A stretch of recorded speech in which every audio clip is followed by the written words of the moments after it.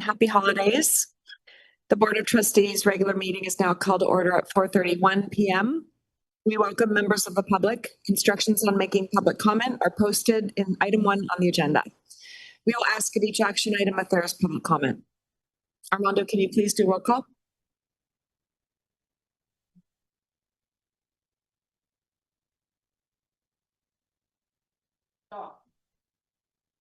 Trustee Kishner. Here.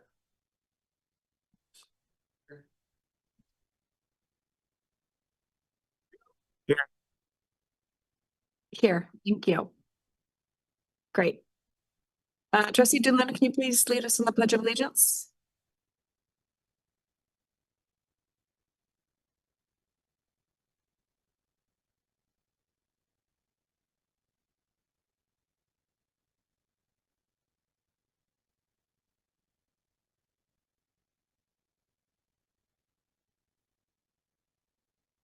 As we gather today, it is important to acknowledge that Napa Valley College and the surrounding Napa Valley sit on the unceded, traditional, ancestral, and contemporary homelands of the Miwok, Patwin, who are comprised of 3 federally recognized tribes: the Kashil-Dehi Band of Winton Indians of the Calusa Indian Community, the Quetzal-Dehi Band of Winton Indians, and the Yocha-Dehi Winton Nation, and Wapo, including the Mishawa-Wapo, also known as the Onosatis peoples. As part of Napa Valley College's mission of transforming lives through excellent educational and professional opportunities that are student-centered, equity-focused, and community-oriented, and in accordance with the college's values of accountability, integrity, inclusion, respect, social justice, and sustainability, we make this acknowledgement. We also affirm that this acknowledgement is insufficient. It does not undo the harm that has been and continues to be perpetrated against Indigenous people, land, and water. May we hold steady in our commitment to be in solidarity and in action to seek equity and justice with the Miwok, Patwin, and Wapo peoples. We are going to adopt the agenda. Are there any changes to the agenda? Okay, if there are no changes, the agenda is adopted as presented. We'll move now to constituent group reports. Is there somebody from Associated Students online? Okay. We'll classify Association Kira or anyone else. Is she online? Okay, great.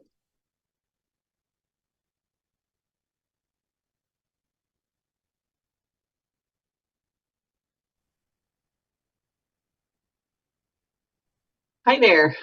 Sorry, took a moment to get online. So yeah, my classified association report is it comes with a sort of a mix of emotions. Our campus community is once again in a moment of deep uncertainty. So uncertain, in fact, that I struggled to figure out what I would say today until just a few minutes ago. In my role as union president, I often serve as a sounding board for the fears and anxieties of my colleagues, and I'm sure any of our union stewards would endorse the degree to which uncertainty can impact our collective work environment. Fears and anxieties are on a definite uptick as the college prepares for significant upcoming changes amid a reportedly ever worsening financial outlook. And right now, my sense is that we need to be able to look to college leadership for guidance and for reassurance.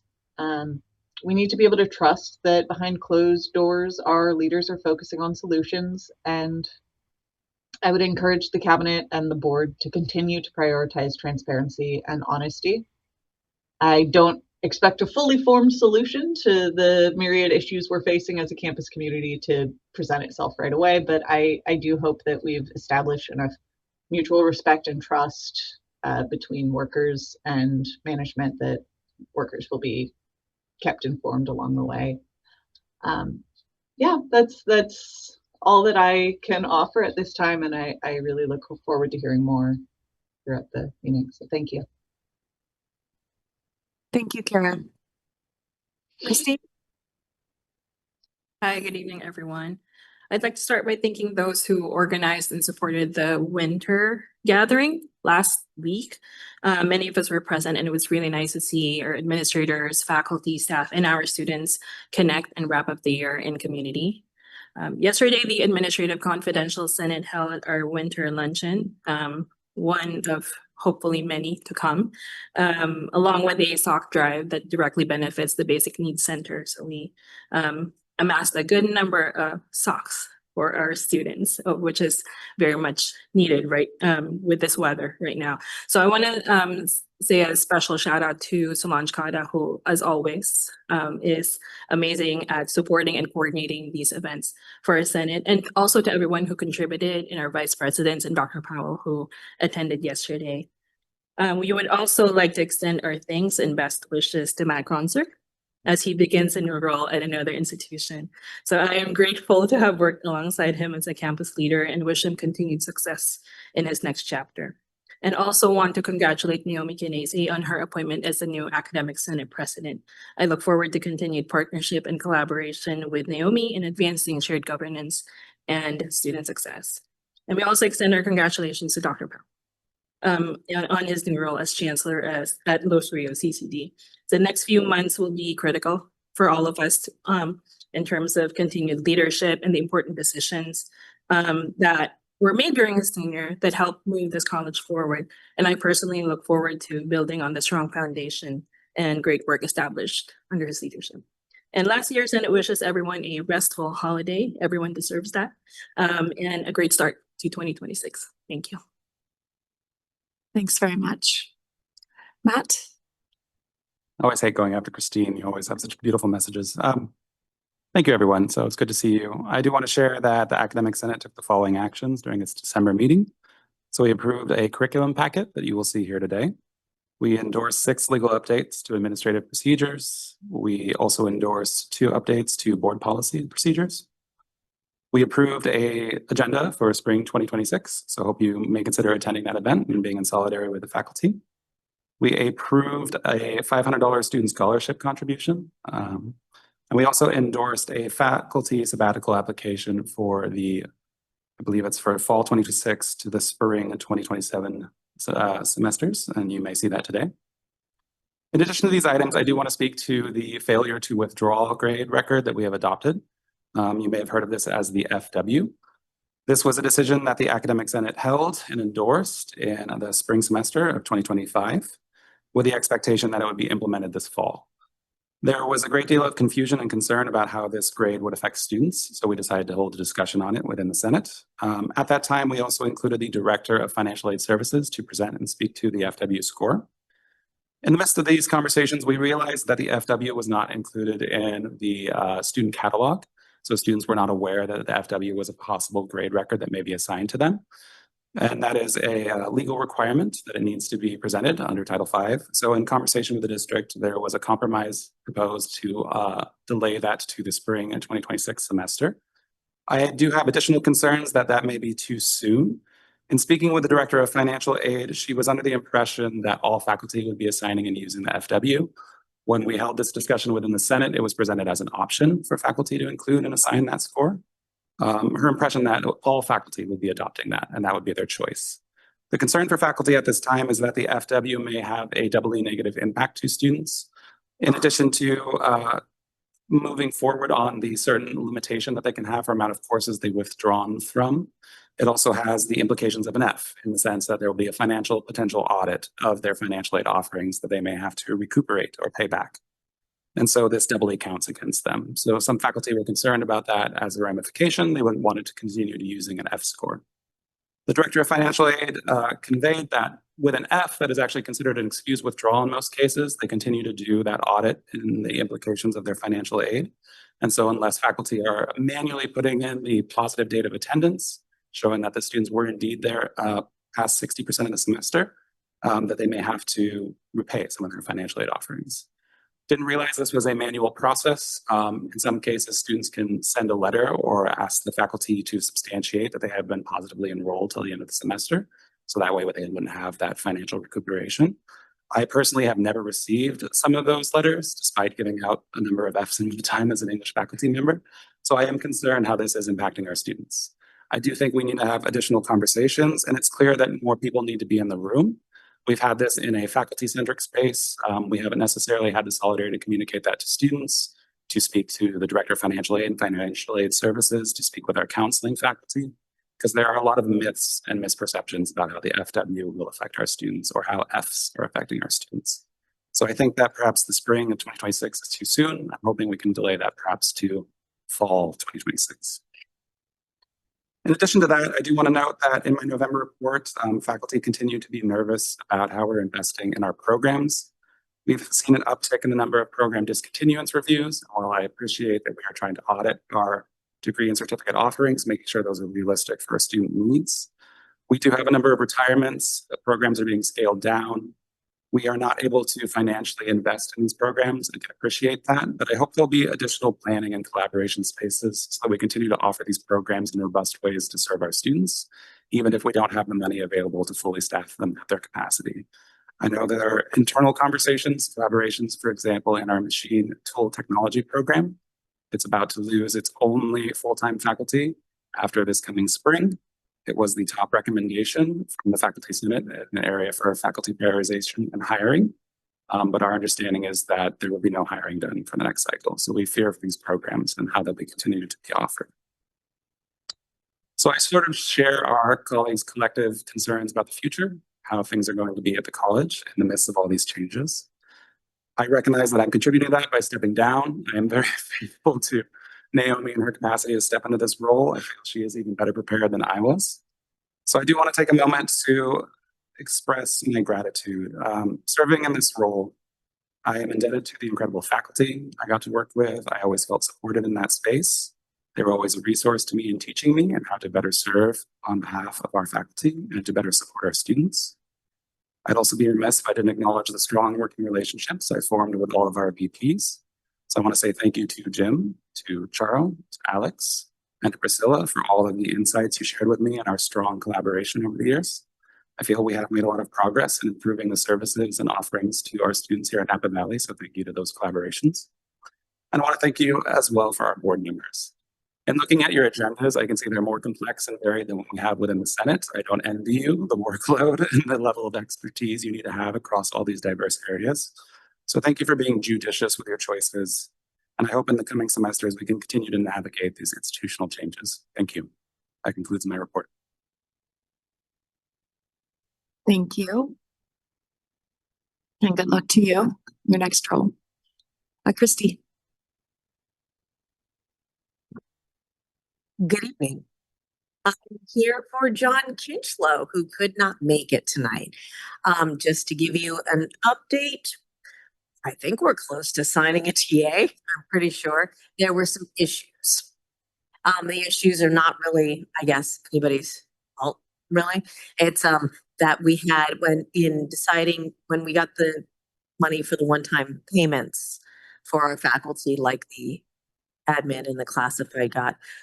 There was some question that we didn't have originally about who was a unit member and who wasn't. And that has been something that we are trying to solidify and make sure that we're not leaving anybody out, because that would be the worst thing, is to not have funds to give everybody what we want to give them and to recognize those people in our unit. But there is some question based on Article 1 on who is a unit member and who isn't. I'm sure the Faculty Association has our ideas.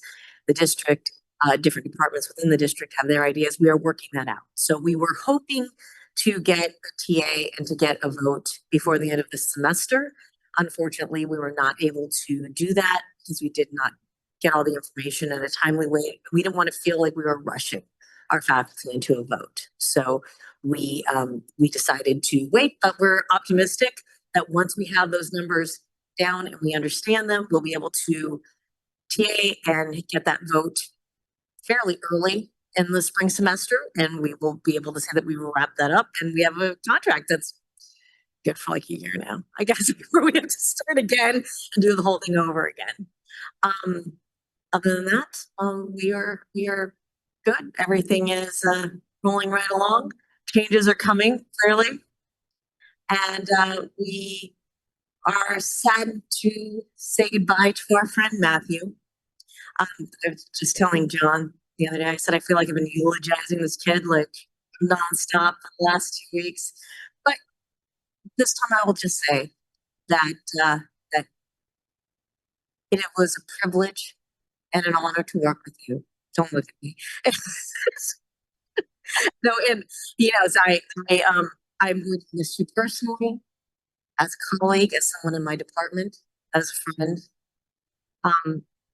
But what do you do in these situations? We wish our friends well. We wish them luck as they go forward in the future, and we move on and we go forward. I was just talking about this with Matt earlier, and I was like, I love this college. I love all of us. I love that we always try to do best. Even when we don't agree on things, I think we know we are trying to do what's best for our students. And we are small and we are determined and we go forward. And so I just want to say happy holidays to everyone. Have a good, relaxing, restful break. Take care of yourselves. And we will pick this back up and we will do this again in the spring like we do. That is my report. Thank you, Christy. At this time, the board will devote a total of up to 15 minutes to hear comments regarding closed session agenda items. Individual comments will be limited to 3 minutes. Armando, is there public comment? Okay, at this time, the board will move into closed session. We're going to take a little bit longer tonight and we will return at 6:30. 6:30. Wait, sorry, 6:15. Thanks. Hello, everyone. At this time, the board will devote, sorry. Hello, everyone. I'll have returned to public session at 6:20. There was no approval action from closed session. We'll now move to public comment, general public comment. This public comment opportunity is governed by the California Brown Act. The board is not able to engage in any level of conversation or discussion, but we look forward to this opportunity to gather input. At this time, the board will devote up to 15 minutes to review comments to the Board of Trustees regarding any subject not appearing as an agenda item for this meeting, but over which the board has jurisdiction. Each comment shall last no longer than 3 minutes. Armando, is there public comment? Great, thank you. Moving on to action item approval of consent calendar. Is there public comment? May I please have a motion to approve? Move approval. Mr. Baker made a motion to approve and trustee DeLuna seconded. All those in favor? Aye. Any opposed? Motion carries. Next up is general information, item 9.1, 2024-2025 progress report on 2024 to 2029 educational master plan. Dr. Paul. Board Chair, so this was an item that was going to be presented by Robin Warnall, but Dr. Warnall had to go home sick today. So we're going to push this to next month. Thank you. We are also going to table item 9.2 to next month as well. So okay, may I have a motion? Do I have to do them separately or can I do them together? I'll make a motion. Okay. Table item 9. Second. Yeah, you did. Yeah. Trustee Iverson made a motion and trustee Rios, thank you. And LaBrine made a second. Thank you. All those in favor? Aye. Aye. Any opposed? Motion carries. Next up, information item 9.3, CCCT Board Elections 2026. Armando? I'm coming to the podium for this one just because my microphone is still on the fritz. So for the sake of the Zoom video, effectively this item is just informational because our very own trustee DeLuna is already on the board. We can't make another nomination as a district, but this is also just to basically announce that we're beginning that process. So nominations are going to open. They'll go through January, and early in the spring, you'll hear back about who the nominees are and what the voting process for the district is going to be. As I'm sure you know, the district will get the chance to vote for the board members that are incoming. More information to come. Thank you, Armando. Action item 9.4, 2026 board meeting calendar. Is there public comment? Will you please have a motion? So move. The first for January, I know typically we move up our meetings to, I think, accommodate hiring adjunct faculty. Is it possible to move it to the third week, or is that going to cause a lot of heartburn? Back on our normal schedule? Yeah, please. I know there have been at least 3 or 4 adjuncts who are hoping to be assigned for spring semester who would need to come to the board before they do that. So that is important if possible. If I may add as well, that since the first happens to fall on a Thursday, the 15th is technically the third Thursday already. Oh. That's just how it Yeah. lined up with the fact that it's a first.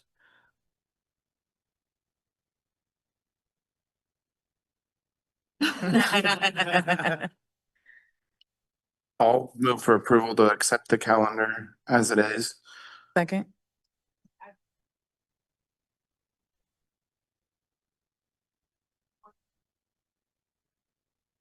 Action item 5.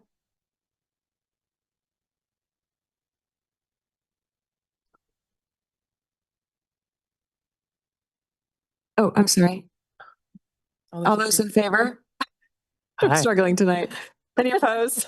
Oh my God. I didn't even notice either. I'm sorry. Motion carries. Thank you. Action item 9.5, nomination and election of board officers. Dr. Powell? Right. It's that time of year, everyone. We will now move to the election of board officers. The district has 2 officer positions, the board president and the board vice president. Before nominations, we will have an opportunity for public comment. Following comments, we will have a nomination for the president, followed by voting. Once the president is elected, vice president nominations and voting will follow. Any board member may nominate any trustee, including themselves. The student trustee may not make a nomination, but may second a nomination. A nomination must be seconded and accepted by the nominee. Voters will be called in the same order as nominated. Votes will be cast by a show of hands.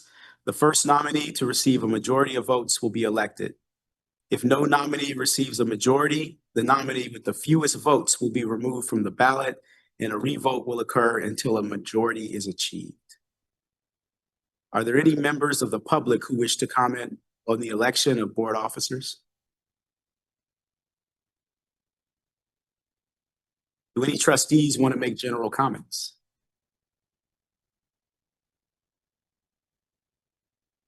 Okay, we will now open nominations for board president. Would any trustee like to make a nomination? I would like to nominate Trustee Baker for president. Trustee Baker has been nominated. Is there a second? I'll second. Okay.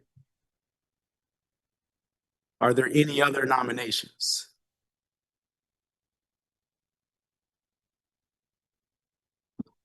Seeing no other nominations, we will need a motion and a second to close nominations for president. I'll make a motion to close.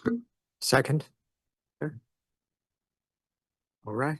Trustee Baker is the only trustee nominated and is elected board president for 2026. Do we do a vote? No? No, I guess it's just, Sole nomination. Yes. she even dressed up. Yeah. Oh.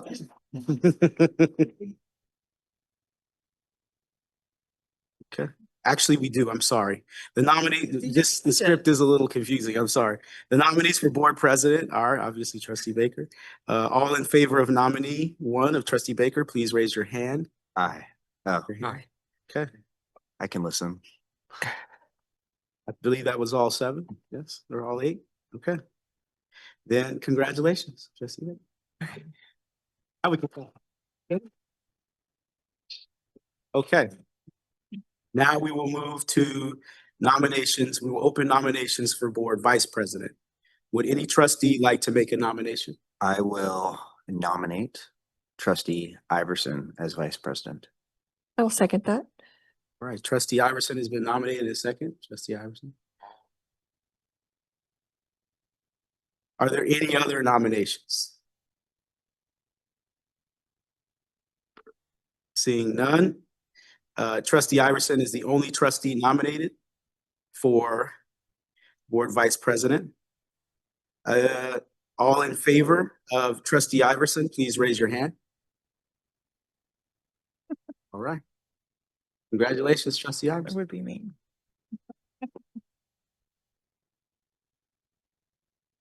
And this now formally closes the election of officers for the 2026 year. Thank you.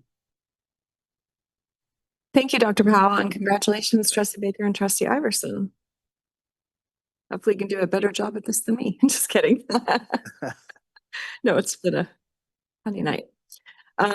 Okay, let's make sure we're on the right page. We are now on item 13.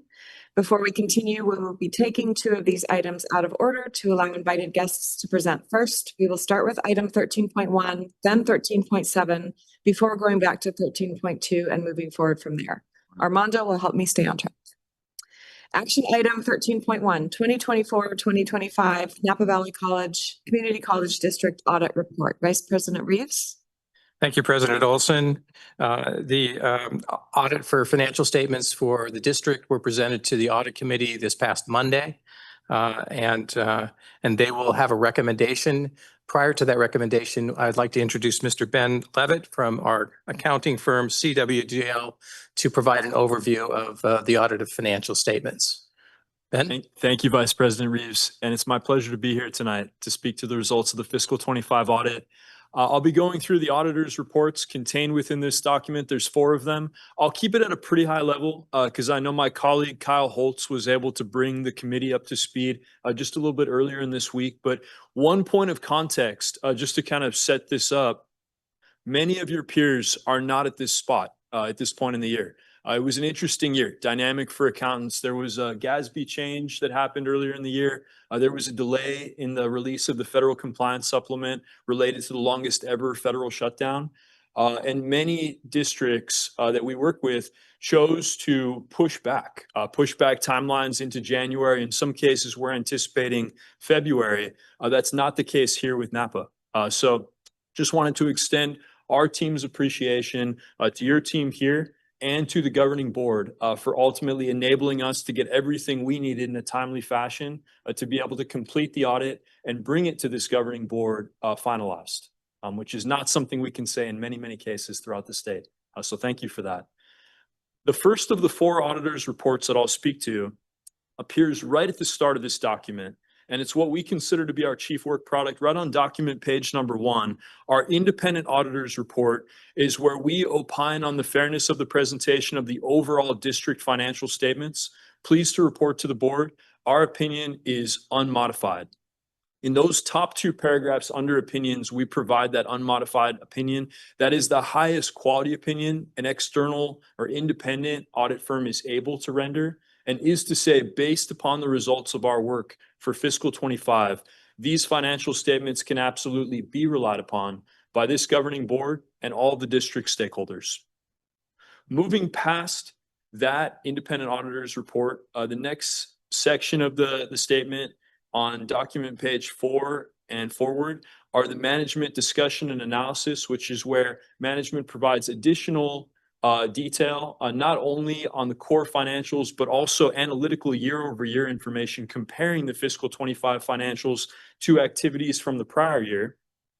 Immediately after that section, starting on document page 12, is the beginning of the core financials. One thing that I want to direct the board's attention to on the very next page, document page 13, is the activities for the year. Kyle probably brought this up. But just to reiterate, in the second to last line item at the very bottom of that page, prior year adjustment, see note 14. Oftentimes, a prior year adjustment to previously audited financials can relate to something that's being corrected. That is not the situation here. This entirely relates to a change in accounting principle related to the successful and timely implementation of GASB Statement 101. And that's the reason for that deductive hit to ending net position at the snapshot date of June 30, 2025.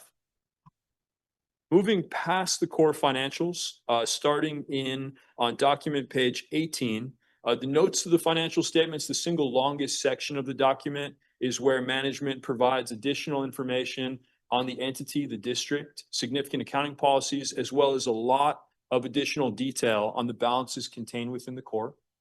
And then that section is followed all the way back in the document, starting on document page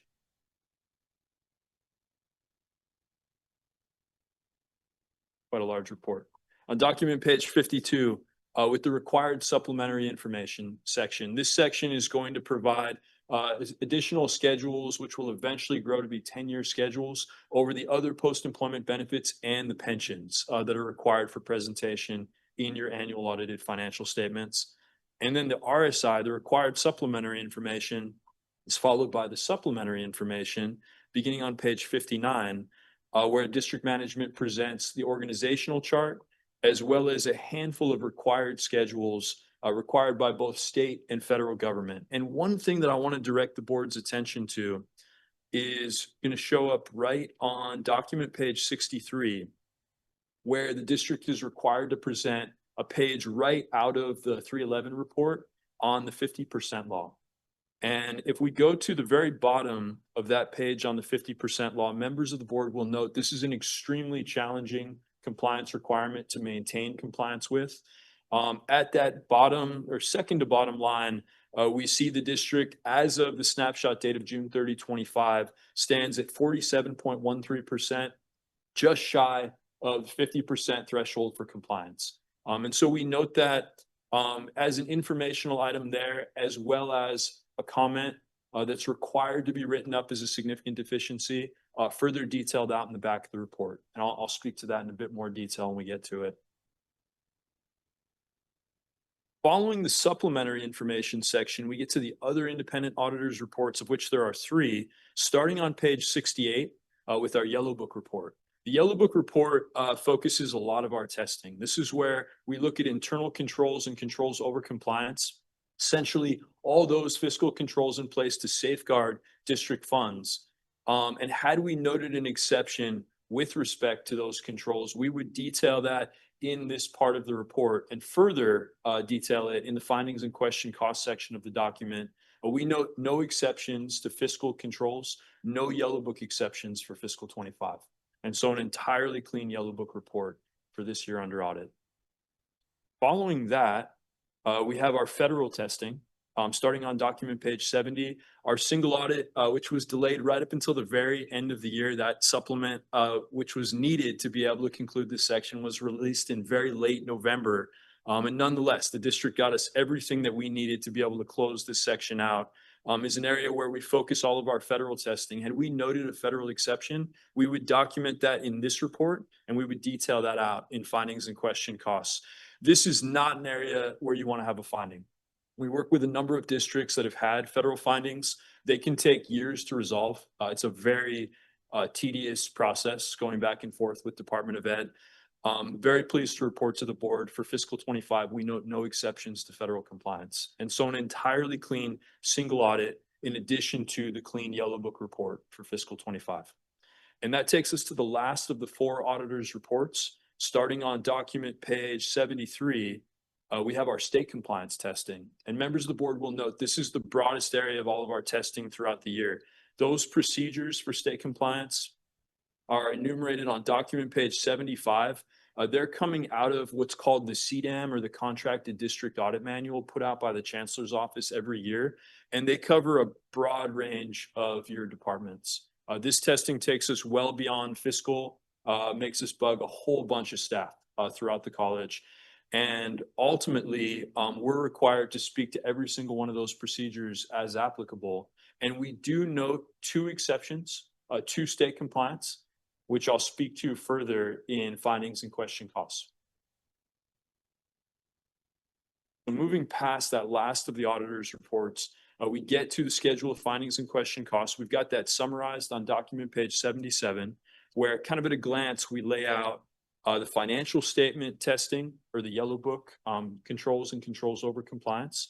We've also got the federal awards, the single audit testing immediately below that.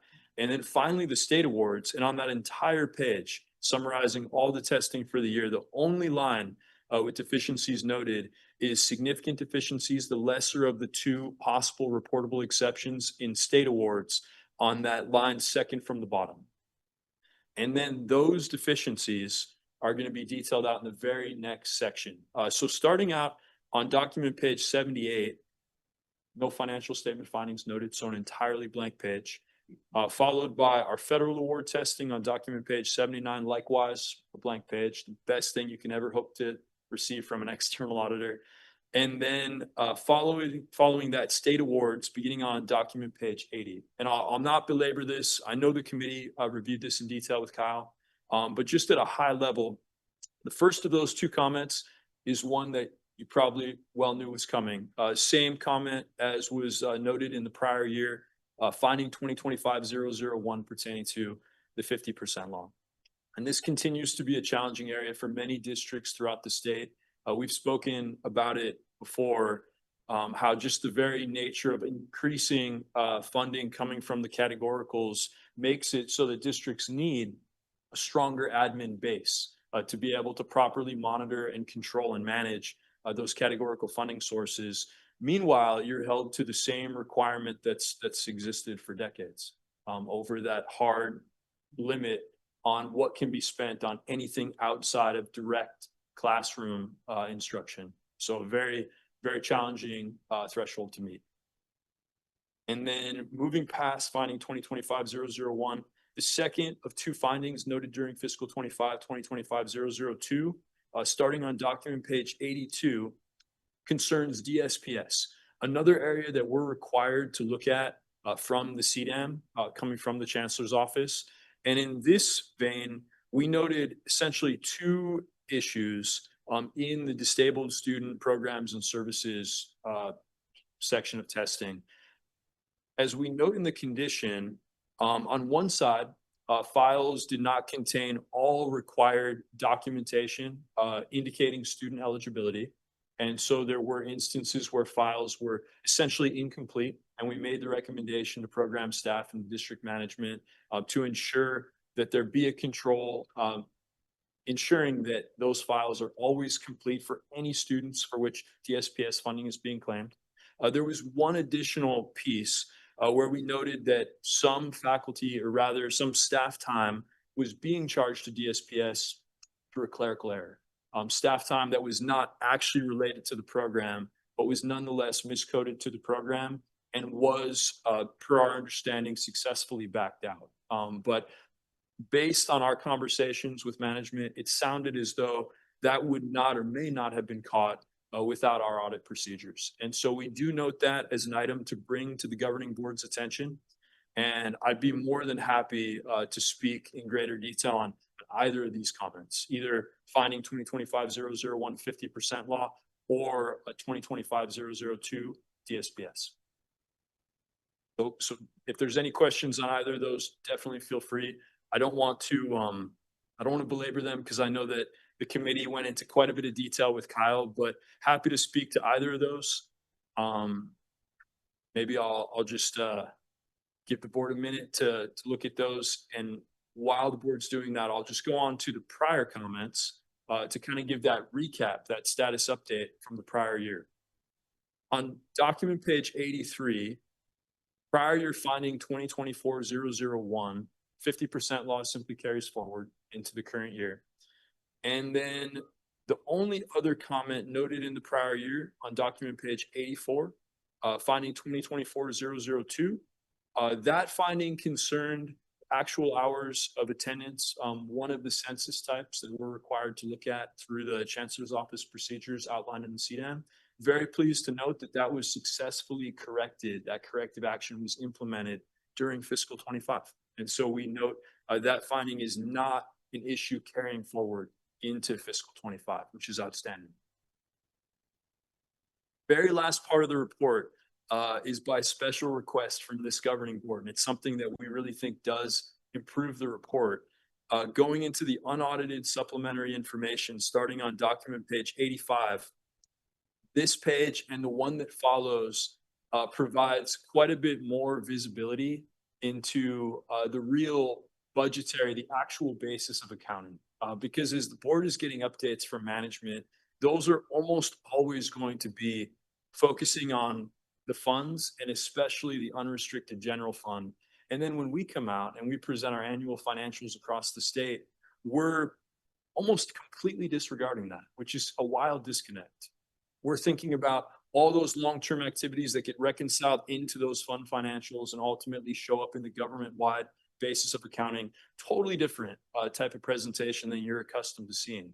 And so by request, because this is not required to be presented, but by request from the board and as brought in by management, we have here, starting on document page 85 and going on to 86, the details of each one of the fund financial statements, not just the unrestricted general fund, but every single fund of the district.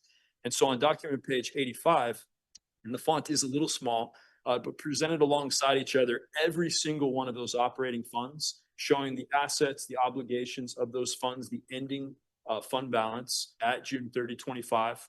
And then on document page 86, all of the activities enabling the district to arrive at those ending fund balances. So we see those revenues, expenditures, and any other financing sources or uses to kind of lay all that financial detail bare, which we really agree improves usability, but nonetheless is something that many districts do not present in their audited financial statement.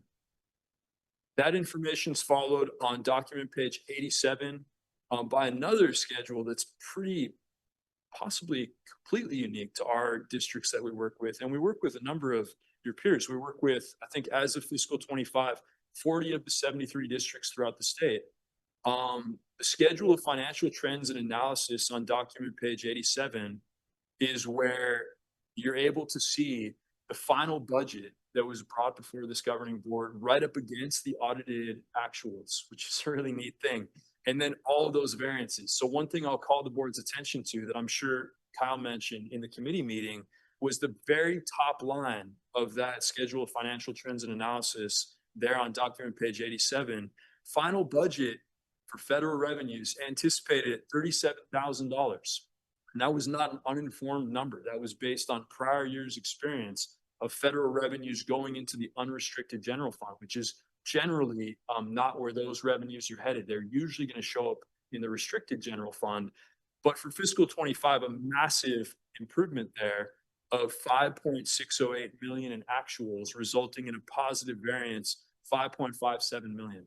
And that variance is echoed by a significant improvement in state revenues and likewise in local relating to district management's very aggressive action to take advantage of COVID-era funds before those funds were exhausted. That's something that not all of your peers took advantage of and is definitely something worth giving a shout out to. So it shows up right there, looking at that final budget against the actuals, which is kind of a neat function of that schedule to be able to see exactly what was anticipated versus what happened. And at the bottom line in that, I think Ben, you're being a little too kind, and we need to thank you for all the CWDL's help to bring those funds in. So thank you for that. I think I need to point that out and interrupt you. So sorry to get you mid stride, but that is very cool to look at. No, that's extremely kind. No, it was our privilege to be able to work with the district to secure a portion of those funds related to the ERC or the employee retention credit, something that not every district chose to take advantage of. But nonetheless, thanks to a change in the law under the Biden administration, was flipped on to being possible for community college districts like Napa. And it's great to see that a number of districts did take advantage of those funds because, as members of the board will note, they are entirely unrestricted. So you've got a tremendous amount of discretion there, which is always a nice thing to see. Very final page of the report, document page 88, just breaking out all of those operating transfers out. So when we look briefly back to prior page 87, and we see those operating transfer actuals that 1, 2, 3, 4, the fifth line from the bottom, comprising 3.237 million in funds transferred out. On that very final page, document page 88, we see exactly what that number is made up of. And we see those transfers to various funds, the capital outlay fund, the self-insurance fund, the internal service fund, and the post-retirement fund, just giving a lot of clarity on something that would otherwise be a highly summarized total and a significant one, $3.2 million. So with that, I probably went into a bit more detail than I promised at the start. I want to open for any questions any member of the board may have on any aspect of this report or any of our procedures as performed throughout the year.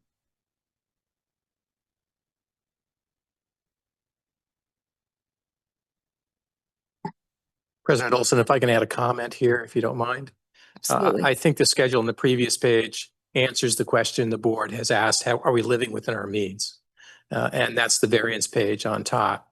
At the end of the day, when you account for that one-time funding, $6 million, and you look at the earmark that we set aside in our budget for salaries that had not been designated yet, the unrestricted general fund did improve its fund balance in the neighborhood of $200,000 or so. So it speaks to the point that we've been successful in managing to our budget. And of course, the $6 million didn't hurt us at all. But clearly, we have some measures in place to keep us on track there, including all the questions that Trustee Baker asks me every month about the budget. I would also just take an opportunity to thank Wendy Nuko, our controller, and her team. This is an, I'll just say, onerous task every year, and we are getting better and better at it. And I just wanted to acknowledge she and her team for doing this work and doing it better every year. So thank you, Wendy.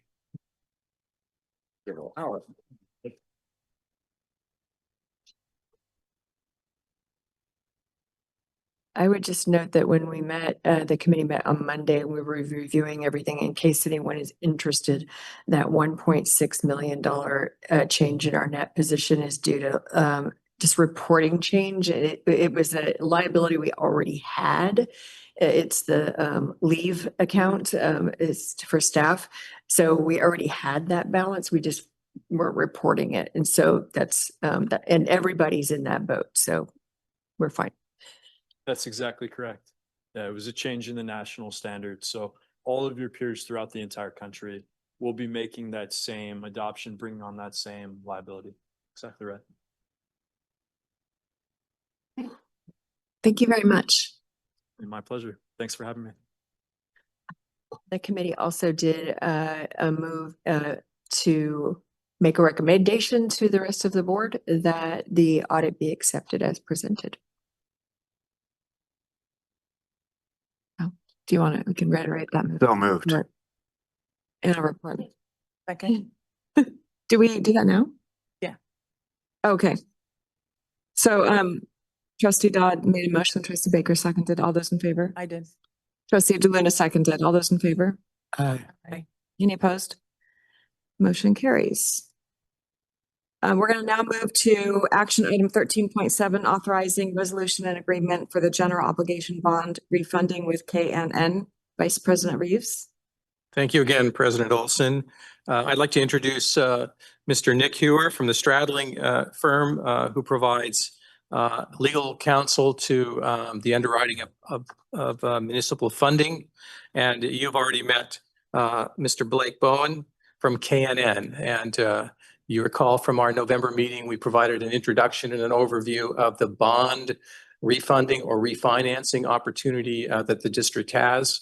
And we've invited back Nick and Blake to walk us through the documents we presented and to answer any questions you might have. Nick, can I turn it over to you? Absolutely. Thank you, Vice President Reeves, and good evening, President Olson, Superintendent and President Dr. Powell, members of the board. It's good to be with you all this evening. So tonight, the resolution before you, if approved, would authorize the issuance and sale of general obligation refunding bonds to refinance all or a portion of the district's outstanding 2018 general obligation refunding bonds to generate local taxpayer savings. This is the only governmental action that's required in connection with the issuance and sale of the bonds. It establishes the basic terms and parameters and forms of the bonds, authorizes an amount not to exceed $50 million, authorizes the bonds to be sold at a negotiated sale to RBC Capital Markets, as well as authorizes the district officials and staff to do any and all things necessary to complete the transactions. There's two legal requirements when community college districts issue general obligation refunding bonds. Number one, the final maturity of the refunding bonds can't extend beyond the final maturity of the bonds that are being refunded. And number two, there must be debt service savings. So both of those legal requirements are also reflected in the resolution that's before you tonight. In addition, the resolution also approves the central financing documents related to the financing, which include the purchase contract, the preliminary official statement, the escrow agreement, and the continuing disclosure certificate.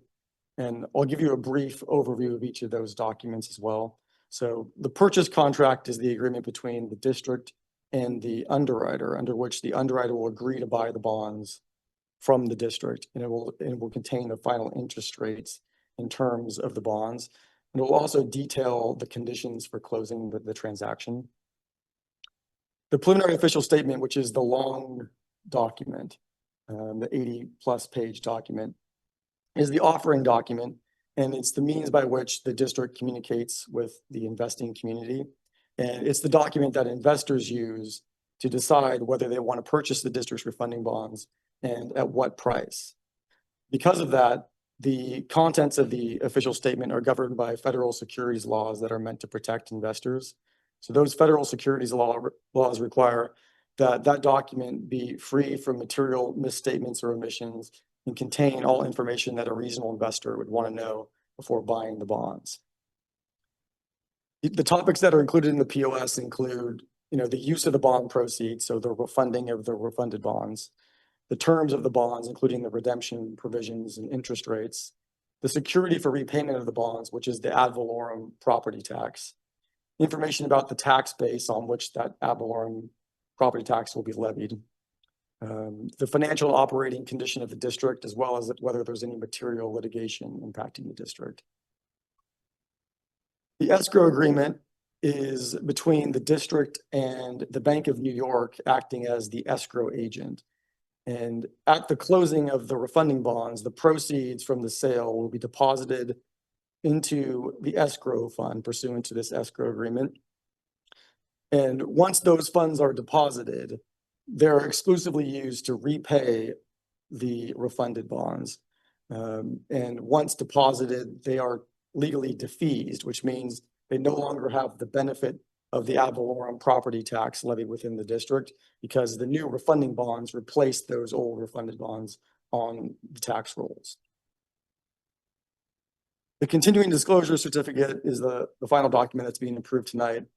And, just like every other publicly sold financing that the district has undertaken, at the closing, you will covenant pursuant to this agreement to provide investors with an annual update of the information of the type that's included in the official statement. So that includes the audited financial statements, which were just presented, tonight, as well as, information about the district's tax base and financial and operating condition.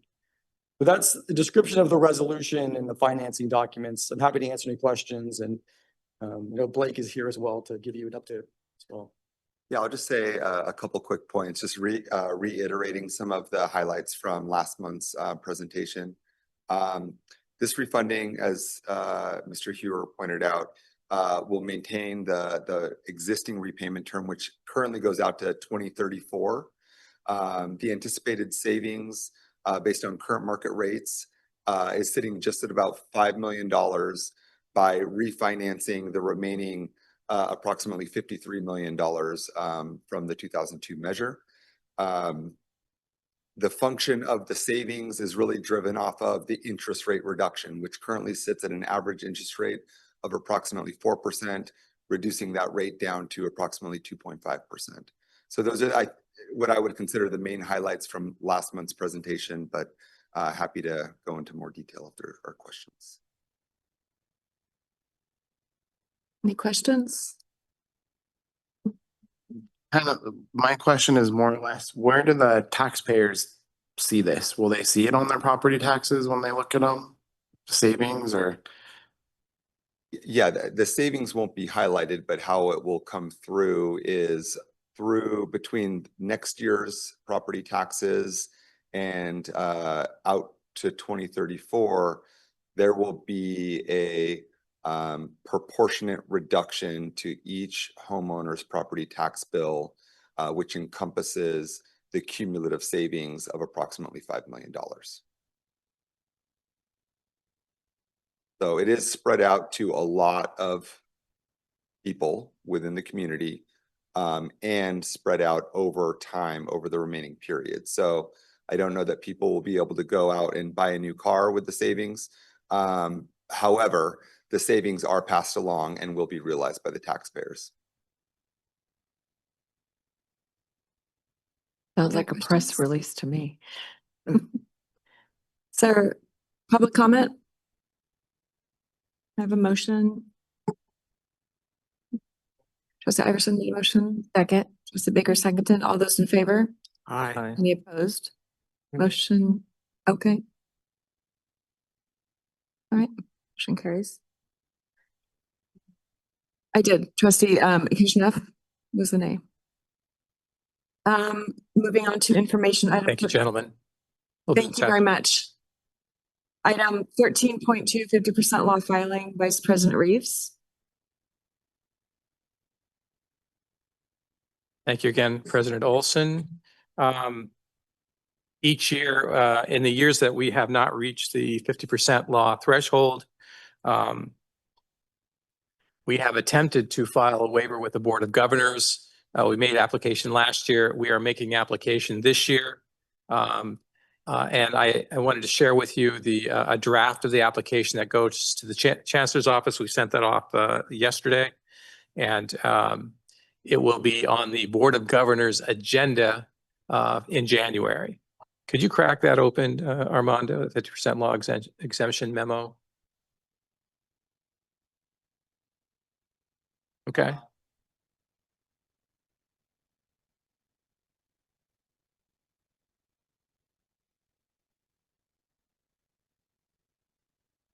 Well, you'll miss my deathless prose in that document.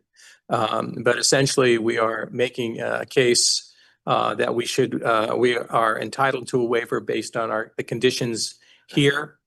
And those conditions are that we are generally around our minimal threshold level for our reserves, and that the operational expenses tend to go up, and that we couldn't afford to essentially give the faculty a very dramatic increase just to meet that 50% threshold without threatening the financial viability of the institution. So that's essentially our case. I'll share with you, we'll see how the Board of Governors reacts to that. The footnote to that is if you're in a portion district, you can be financially penalized for not meeting that threshold. As a community-based supported districts, legislation does not provide an opportunity to be penalized financially for not meeting that. So we don't risk penalizing that, but I think we wanted to file the waiver, put our case on their agenda, and hope that someone's listening to this. As Ben said, the 50% law is a continuing challenge across the state. I'll be honest with you, I'm not sure how everyone reaches it, but we are making a good faith effort. We have made increases every year, except last year we had a little dip, but we are making improvements every year. So this is a request for a waiver from the Board of Governors. I'd be happy, Armando would be happy to share that with you when we get able to pull that up.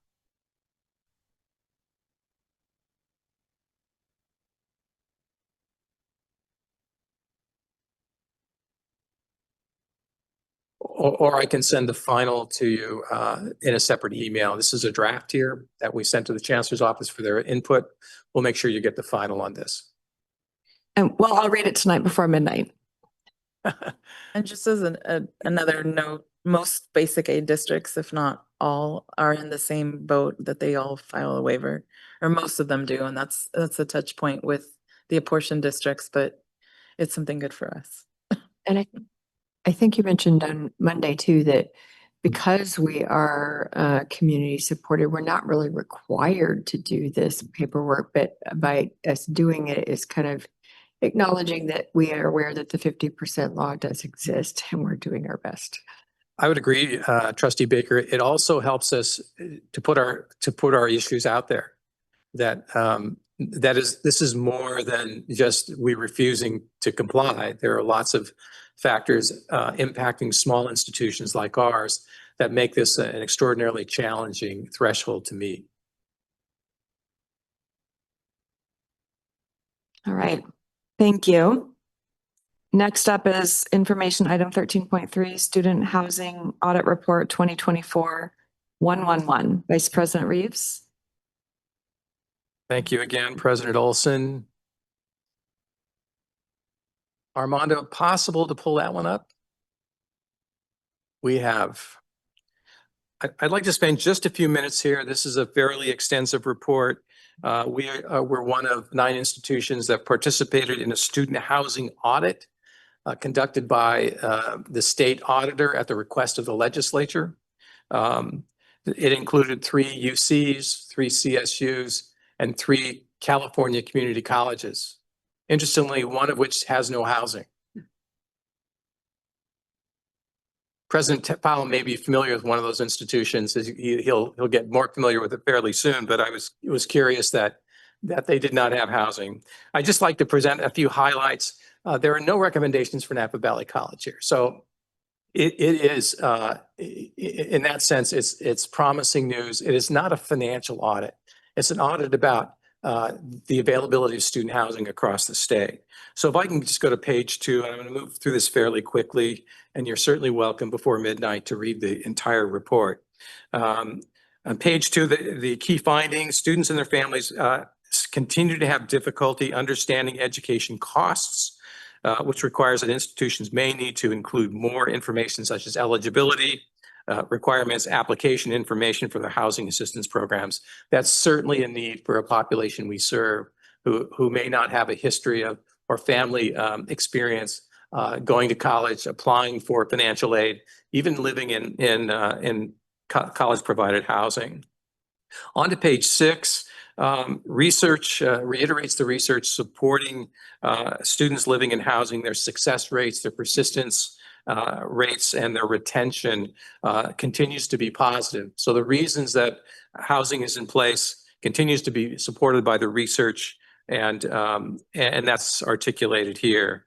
On to page 7. Here's the profile of the 3 state bodies of higher education and their housing. On the right side are the California community colleges. You notice in the finer print that there are 16 campuses that offer campus housing. I would share that the three most pronounced programs are Orange Coast College, which is part of the survey, Santa Rosa, and Napa Valley. The remaining have fairly modest. I think Lake Tahoe just opened theirs. Their footprint is much smaller than ours, but many of them are in the north part of the state, much smaller programs. So we do not certainly have the inventory that the UC has or CSU has, but certainly we're facing some of the same challenges. On to page 8, here's a map of the sample institutions where they are located. They are across the state, obviously. UCs, as I mentioned, UCLA is one of them. San Francisco State is another. Page 10 through 14, they really speak to wait lists for students in housing. That's not a challenge for us today.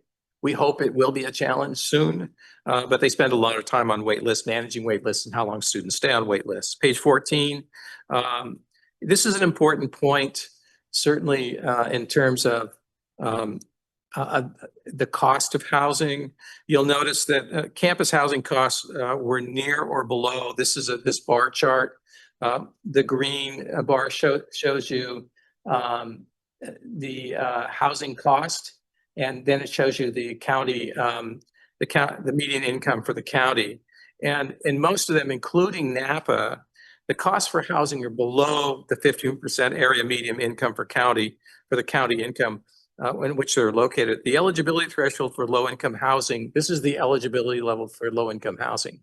So from that perspective, the college housing costs are lower than, are in line with affordable housing in the area. It's still a challenge for our students.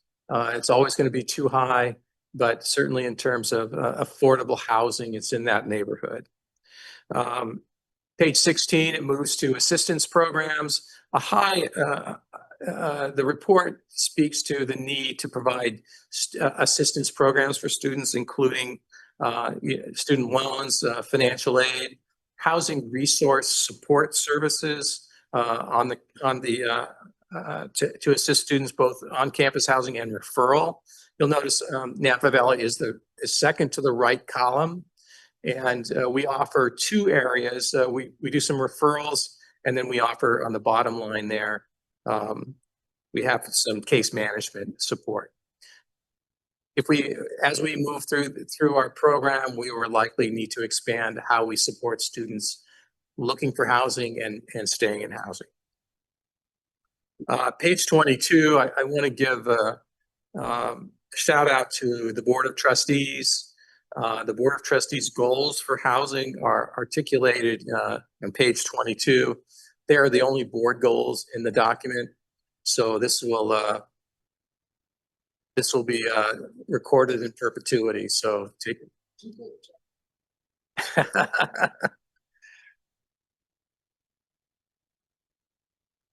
And then finally, page 41 really speaks to recommendations. That institutions are strongly encouraged to provide good information on their websites about how to apply, what resources are available, what the eligibility is, et cetera. That's certainly an area that they're recommending that all institutions look at. We're in good shape there generally, but they're always looking to improve the availability of information and resources to help students ramp into student housing in this case, and obviously to matriculate to institutions of higher education. So that concludes my report. It is an overview of student housing across the state. Again, I've said this to many of you. I was a little surprised that we were included. They put us on the list about 15 minutes after we opened our program. We're part of that. It's very good information as we look to future planning for our program. Any questions? Thank you very much. Moving on to information item 13.4, proposed management of COVID relief funds. Vice President Reeves. Get a little water here.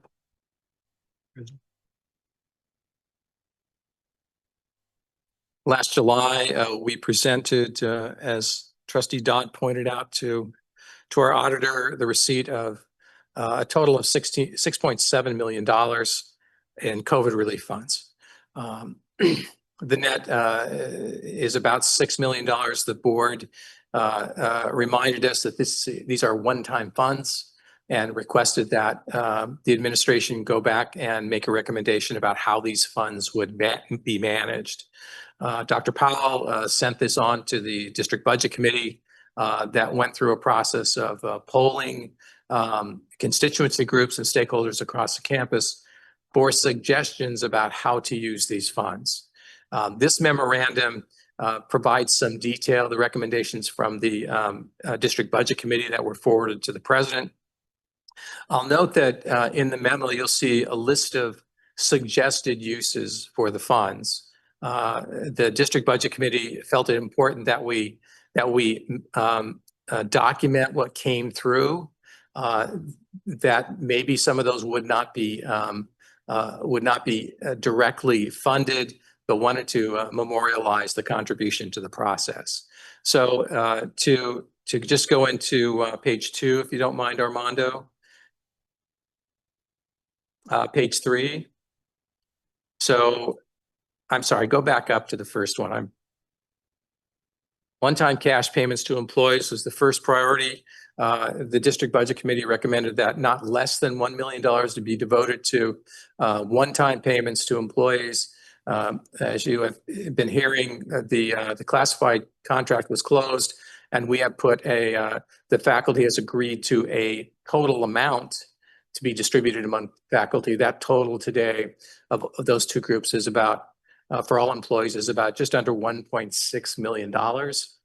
As we also include the employment costs associated with that. The second item is direct aid to students at $500,000. There have been about $96,000 already devoted to direct student aid, and there was a recommendation that the ASNVC weigh in on how best to use those funds to support students moving forward. So that recommendation will be coming to the president's office.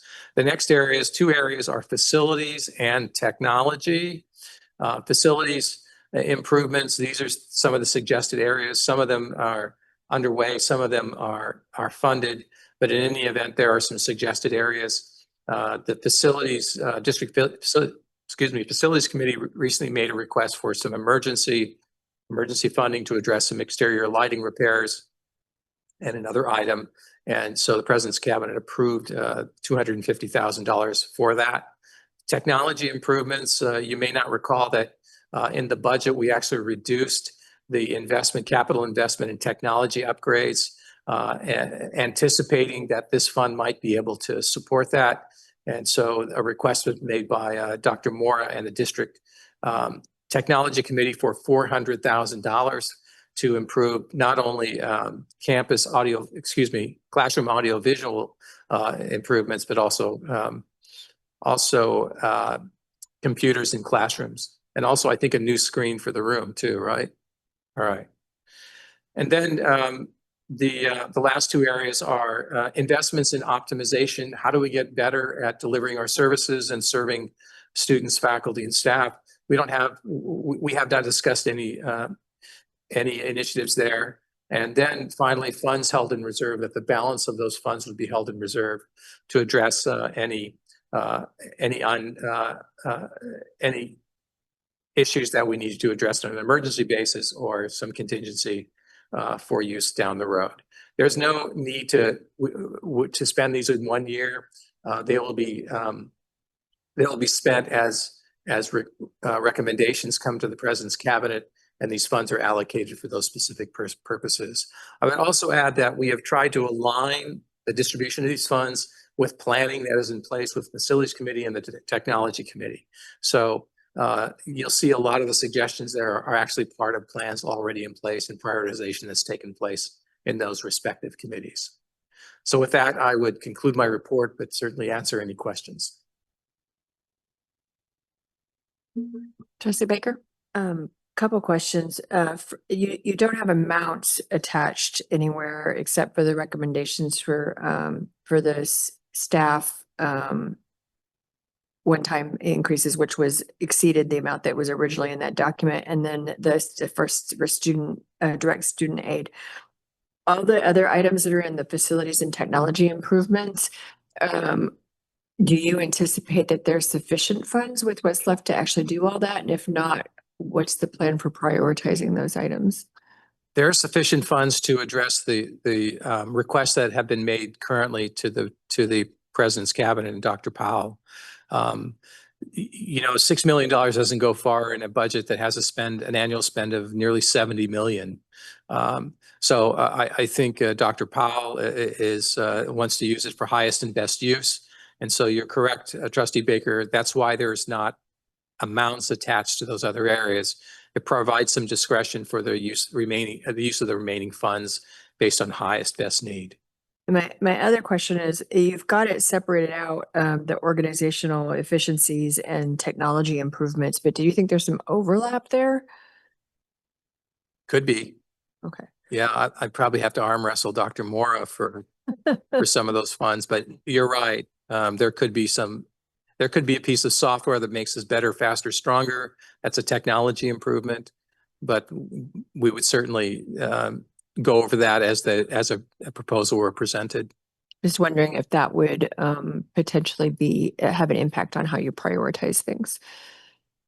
They very well could, yes. Any other questions? Yes. President Olson, when we talked about this in Audit and Finance Committee, I didn't realize we were gonna talk about it at today's meeting as well, but as an action item. So we're being asked to approve these recommendations. And so, but they're fluid, they're just recommendations and they're fluid. So I'm just trying to understand exactly what we are approving. I think I asked at our committee meeting that ultimately we would have the final say, the final authority in terms of incorporating this as part of our budget. But I'm just trying to understand the details of what we're authorizing. You would authorize an augmented budget for 25, 26 that includes the expenditures here, and I would suspect a request to transfer some of the remaining funds to a capital fund or another fund as we await further information about how the funds would be spent. And they all have to be spent, right? We can't hold any of them in reserves or anything.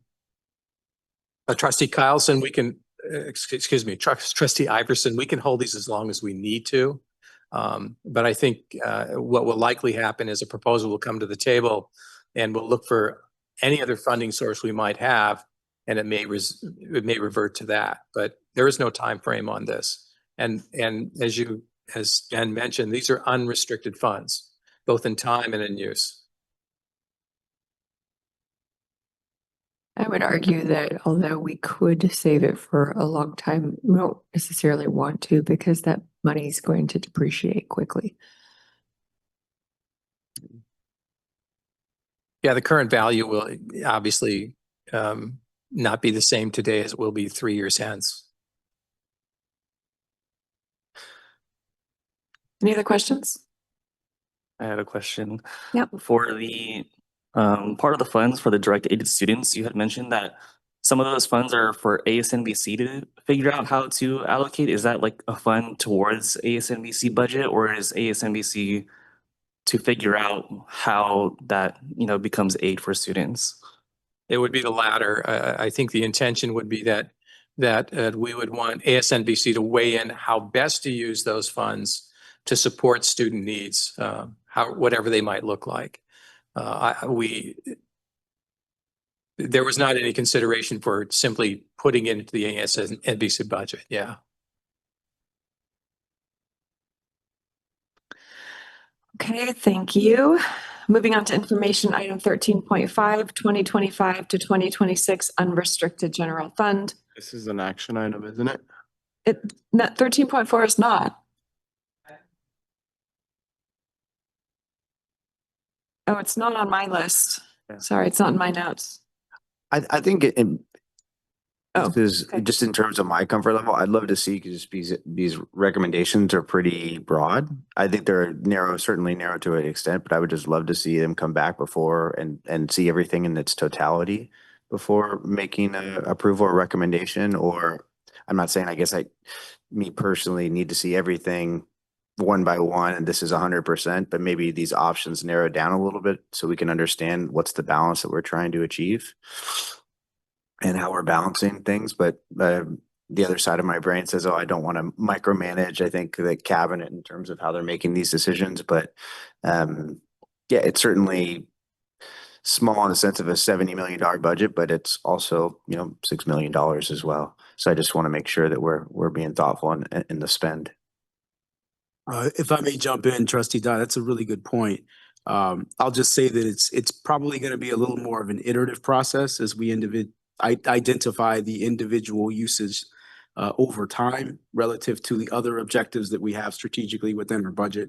So I'm not sure if it would be, a wholesale recommendation for the entire allocation of the entire fund at one given time, but it could be, maybe monthly or regular reconciliations in terms of proposed uses for those particular funds. I'm not sure, VP Reeves, if you think differently, but I just know we've been talking a lot about the different priorities, and those things are a little dynamic, especially as we talk out, highest and best use relative to some of the IT projects. And that's a little bit of a moving target. The District Budget Committee came around to thinking that we needed more latitude in terms of being able to respond to issues of the moment. Issues like lighting, exterior lighting that may need to be addressed quickly, that maybe, we're not getting state scheduled maintenance funds for, or other funds we would provide that latitude.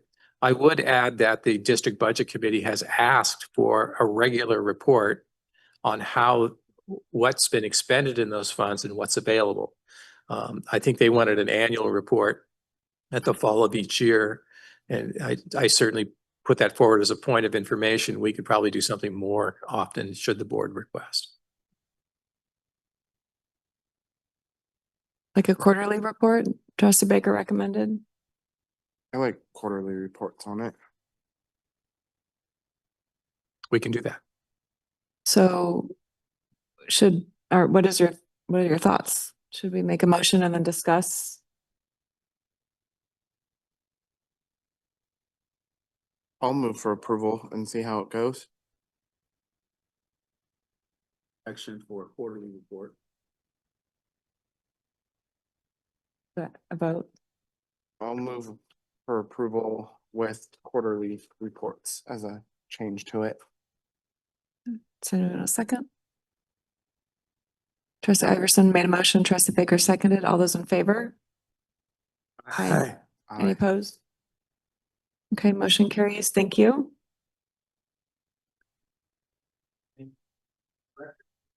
I was able to figure out the 50% log document thing. So instead of an attachment, it is now included as a hyperlink. Accessible, visible, we can pull it up. You're just showing off now. Good job. Thank you. Thanks for that, Armando. Next information item 13.5, 2025-2026 unrestricted general fund 11 revenues and expenditures budget update as of November 30th, 2025. Vice President Reeves. Thank you, President Olson. Armando's doing his magic and it's there. You'll notice top right, we're at 5/12 of the fiscal year. So this report reflects activity through November 30th. And again, we do a run down the right column to compare generally how we're doing at this point in the year relative to our expenses relative to this point in the year. So you'll note that our revenues are advancing slowly. Total revenue is at about 12% of budget. Our property taxes are only at 6%. We're waiting for that first tranche of revenue. We anticipate at any moment now. In terms of our total salaries, we're at 35%, 7% below our budget. However, you will note that again, in column E on the left, where the blue highlight is, we still have the set-asides that we budgeted for salaries that have not been distributed to the respective groups. And those will actually be distributed as part of an adjusted budget to the Board of Trustees, as Trustee Dodd referenced earlier. On to total employee benefits, the same dynamics occurring there relative to the set-aside. So we're tracking certainly in the right column below where we would be during this point of the year. Other supplies and operating supplies, we're at 35%. We're in good shape there, certainly relative to this time of year. Our capital outlay is at 112%. We did some reclassing there, but it's also an early payment during the year. Let me explain reclassing. We took it to another line. So we reduced another line up above and added it to capital outlays or reclass. And at the end of the day, we're at total expenditures at total expenditures of 36%, and obviously trending below we're at 42% of the fiscal year. So the outlook is reasonable. I don't think we're seeing anything in this fiscal year that would suggest that we can't manage to our budget. So with that, I would conclude this report and certainly help to answer any questions. A quick question, couple quick questions, under salaries and benefits. You're at 38% right now, but that does not include the set aside. So that I don't have to do math, I'm hoping maybe you have. If that had actually been paid out at this point, what would that percent be at this point? If the set aside had been paid out? Yeah. We're projecting we'd be right around 42%. Okay. And you're at 50% on classified permanent. Is that something to be concerned about? Classified permanent. I would say probably no at this point. Classified permanent is also where we hold some vacation pay and payout, if you will. And so that can trend upward depending on when people are taking that. So I don't have any particular concerns at this point. It's actually an interesting question that you just made me think of, though. Now that, particularly since we have that new GASB thing in the audit, and so we're having to report that liability separately, should we perhaps have a separate line item for leave balance? Well, we do, the financials do have a financial liability for vacation pay. There is not a financial liability for sick leave. However, the new GASB regs say you have to report it.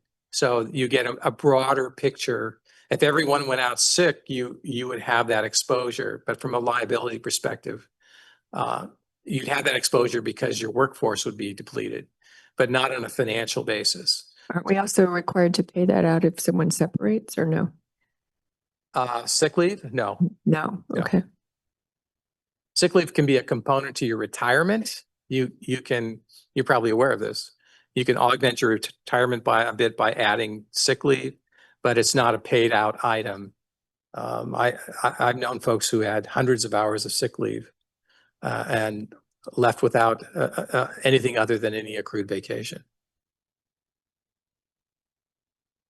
Any other questions? All right. Next up, action item 13.6, budget values and assumptions. Vice President Reeves. Thank you again, President Olson. The budget values and assumptions is a document reviewed annually by the district budget committee and with any suggested edits and forwarded to the Board of Trustees for their review and consideration. The real value in this is it provides the backdrop and some planning parameters and use parameters for budget development. I would say that the significant changes here are a commitment to maintaining or at least meeting the minimum reserve requirement of 16.67%. The old document, I think, didn't quite do that, and the old document said 5%. The other is that commitment that salaries and benefits would not exceed 85% of the operating budget over a 3-year average. Would not exceed. It's not a maximum, but it would not exceed. So that is a change in this document. Otherwise, it's a document the same as you reviewed last year. If we were going to make changes to the reserve minimum, what would the process for that be?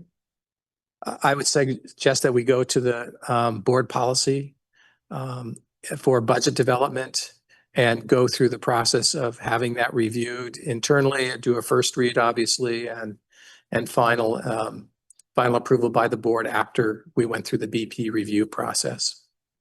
And what's the very first step? Does that have to be action by the board to request that? It would be a request by the Board of Trustees to look at that. 16.67. I would like to recommend that we raise that to 20%, but it's why I'm asking what the process is. Yeah, we talked about it. Did, and something that I've been thinking about for a while too. So, the first discussion, but assumedly that would go through the shared governance process, certainly. yeah. Yeah.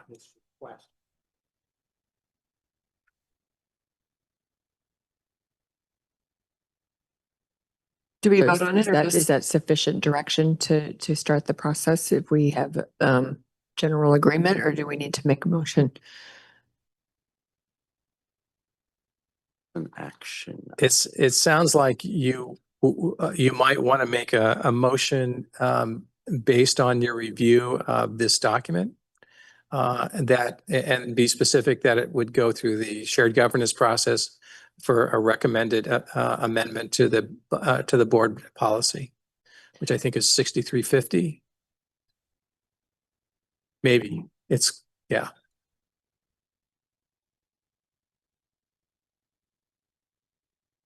Yes, thank you. So what you said, so moved? I'm just gonna wait for you to repeat that. You have to repeat everything you said. Second. All those in favor? Aye. Aye. Any opposed? Okay, thank you. Yeah. Thank you, Trustee Baker. Do we also need to vote on the document separately? So can I have a motion to approve budget values and assumptions? Motion to approve. Trustee Baker made a motion. Trustee Iverson seconded. All those in favor? Aye. Any opposed? Motion carries. Thank you, Vice President Reeves. You are done. Thank you. President Olson, I'm looking at 6,200 and I thought there was, that percentage in our budget value or budget assumptions document was reflected in the BP, but it's not. It just says maintain a minimum unrestricted general reserve shall be no less than 5%. So basically it says, it gives us a floor, but it doesn't really establish any sort of, so I'm just, well, and maybe if I could just finish the thought, but I'm just questioning really, shouldn't that, our desire to go there, that should be reflected actually in that document? It not necessarily, it shouldn't be as a part of a BP, right? It should be reflected in the budget assumptions. I'm just trying, if we're talking about opening up a shared governance process, I just want to make sure that we're following the correct procedure. And doing the right thing and following our fiduciary obligations as a board. So sorry to, Remember, the second reading of the updated does update the minimum. oh, okay. So that is just a gap in the time of updating it. But that has been approved at the second reading now.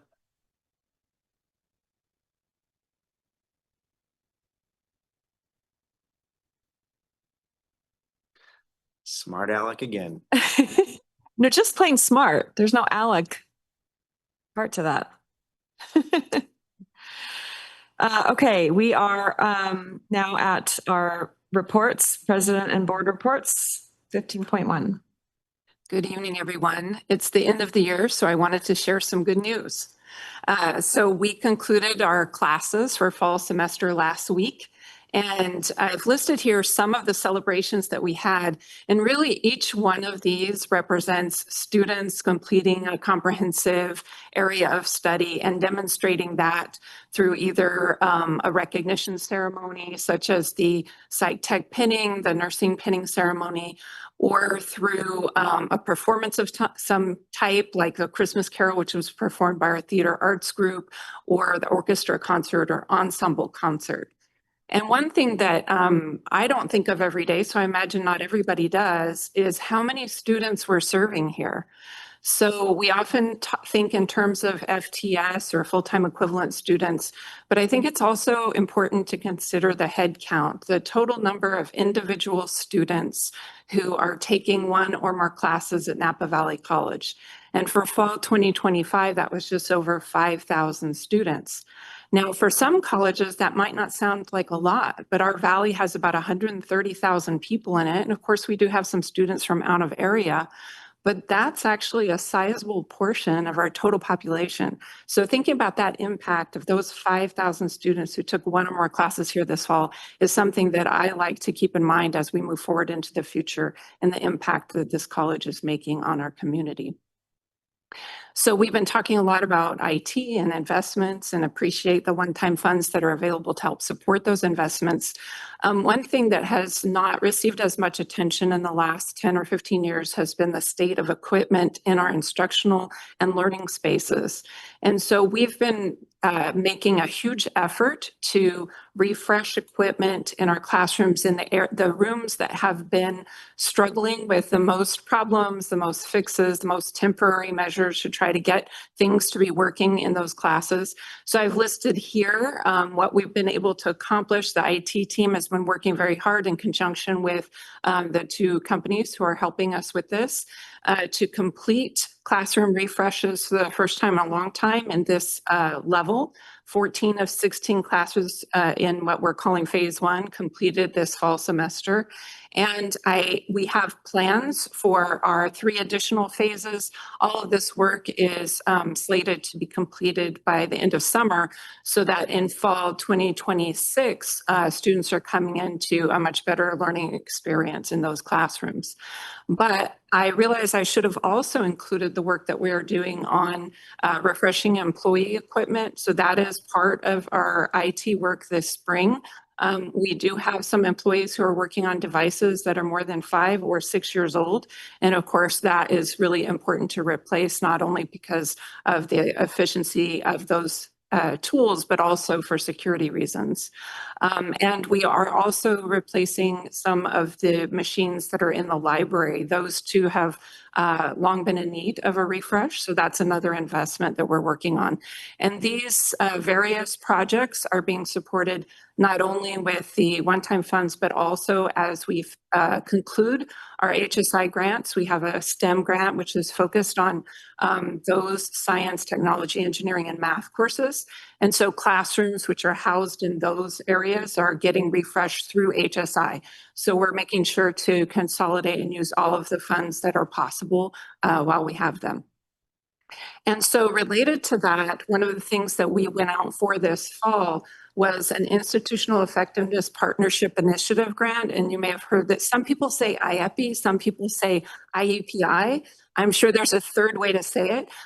But anyway, I say IEPI. And this grant is something that the state supports. We applied under the category of technology and tools. You know, I'm a little biased in that I hear from a lot of faculty talking about where the needs are.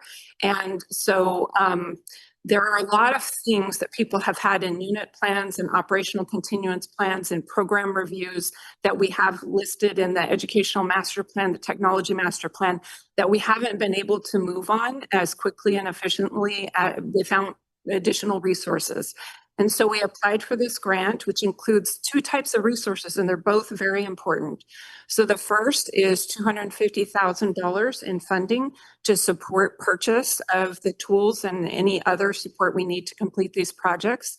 And the second is a technical assistance team who will come to campus twice in the spring semester and once next fall to give us technical advice and feedback. The team is composed of other California community college administrators, faculty, and staff who have worked on similar projects as we've defined in our proposal, and who we can learn from their experience, get their advice to make sure that our projects are as effective as possible.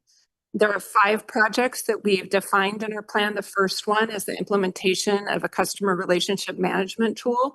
This is something that has been asked for a long time.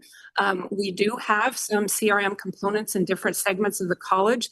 This is an attempt to consolidate them into a single tool that will be usable across the college, including some of our auxiliary services. The second is an AI-supported transcript analysis tool, which when implemented will enable us to be much more efficient. The tool will do that preliminary analysis, and then our transcript analyst, the staff member assigned to that role, can spend the time validating. It will allow her to complete many more transcripts in the same amount of time. The third project is improvements to our degree audit system. And then the fourth one is about priority registration, which now is manually updated. And so there are sometimes delays depending on when personnel have time. If they're off for the weekend or for a holiday period, that can create delays. And when students get their updated priority registration status in the system, which would prevent them from enrolling as quickly as they could. And the very last item is something that I think goes to the overall attempts at efficiency and improved service is an asset management tool. So right now, IT has a great deal of information in terms of documenting what all of our resources are, but they're kept on spreadsheets, lots and lots of different spreadsheets, which you can imagine is very hard to monitor manually. So adopting an asset management tool will allow us to really see and project where our needs are much sooner and do a better job of analyzing annually where we should be heading as well. So I'm really excited about this grant and the change that it can help bring. And I think the way I look at it is it's ushering in a new era in terms of how Napa Valley College is utilizing technology to help move us forward in the classroom and outside the classroom so that our personnel can really spend their time on the person part of personnel, really on that interface with individuals, and the technology can take some of the burden of data entry documentation off of us. So that is my report.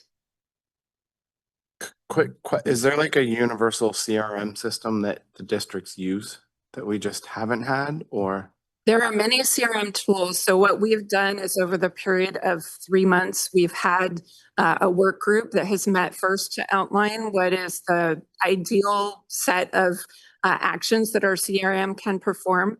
And then we received demonstrations from the 3 major tools that the work group members had previously vetted and recommended for the whole group to review. Then we received feedback from the folks who had been a part of those demonstrations. And in January, we've scheduled a second demonstration meeting for the top 2 vote getters, if you will, of the 3 demonstrations. They're going to come back and delve deeper into what they have to offer. And finally, that group will use that information to make a final recommendation about which tool. In terms of how other colleges have used them, some colleges have adopted a single tool. In fact, the tools we're talking about, there are quite a few other colleges in our system that have adopted one or the other of them. It is also my intention to pick the brains of our PRT team in the Institutional Effectiveness Partnership Initiative project before we finalize our commitment to either tool to see if there's anything we might be overlooking through our internal process.